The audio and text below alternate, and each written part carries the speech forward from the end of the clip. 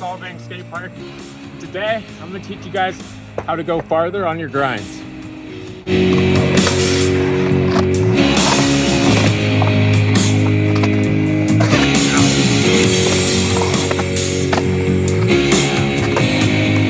All right, so if you guys want to take your grinds farther, cover more distance on the coping, the first thing you guys are going to want to do is have speed.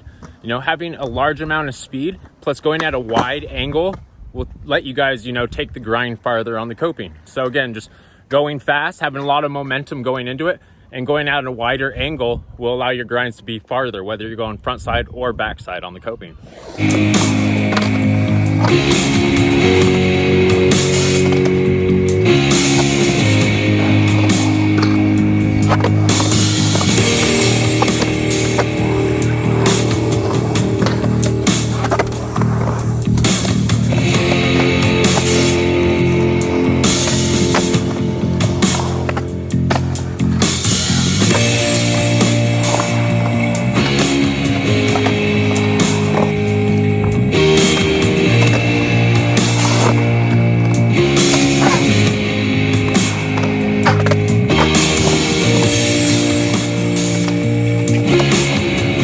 Are doing front side 5-0 grinds and front side grinds or even back side grinds, it's really crucial to have your foot placement in a certain spot if you really want to take it far.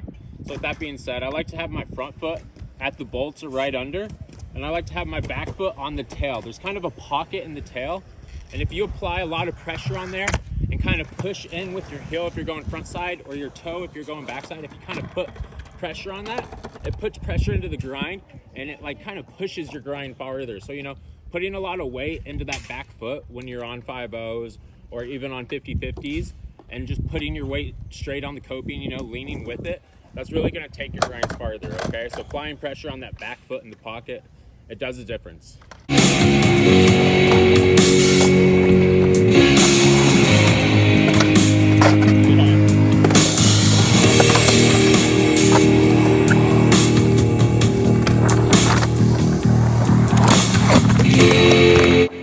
So when doing long grinds, it's crucial to keep your shoulders kind of parallel with the coping. If your shoulders are leaning one way and the coping's going another way, it's going to kind of stop your momentum. So you want to keep your whole body kind of parallel to the coping when you're grinding on it. And by doing that, it's really just going to push your grinds even farther.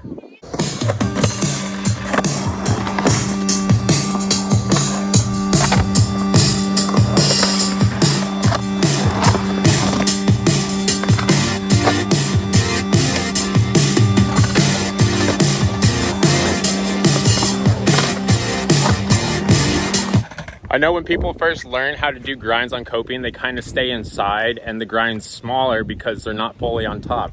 So it is good to get fully on top after you get used to the grind. Standing more on top will allow you to be on the coping for longer because you're treating it like a ledge at that point.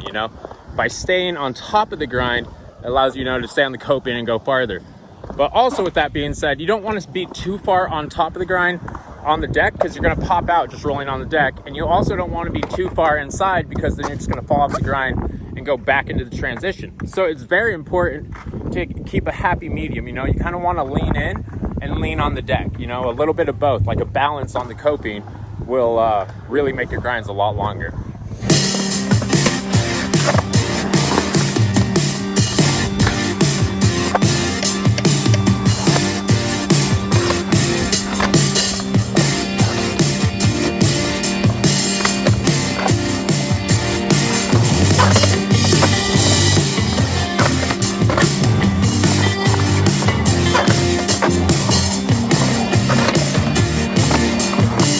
So here at Solvang Skate Park, it's all regular metal coping, and that's really a hit or miss because sometimes it might be dry in some parts, which is going to catch you. It might be sticky. So you can use things like wax.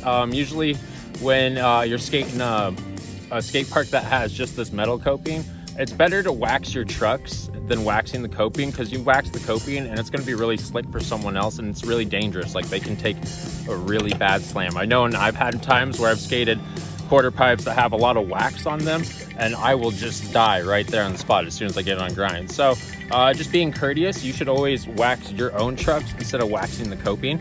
And that also goes for pool coping as well. You know, follow all these tips when you're skating any type of coping. It will make your grinds longer. But when you're skating pool coping, you don't want to use wax. You'd rather use a lacquer, which makes the coping slick and you can grind for a while on it. With pool coping, it doesn't really get weathered. It always usually stays the same consistency. So once it's lacquered once, it usually will go for a long time. But coping, on the other hand, you know, you can put wax on it and it will dry out over time. The sun hits it, it rains, whatever. So with regular, you know, metal coping, it's really a hit or miss, but by following these tips in the video, I'm sure you guys will be getting longer grinds.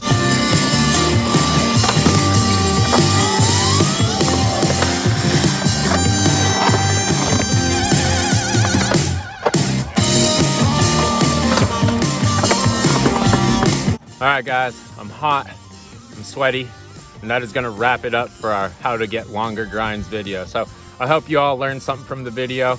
If you guys have any more questions or anything you wanna know more about grinding longer, just leave them in the comments down below.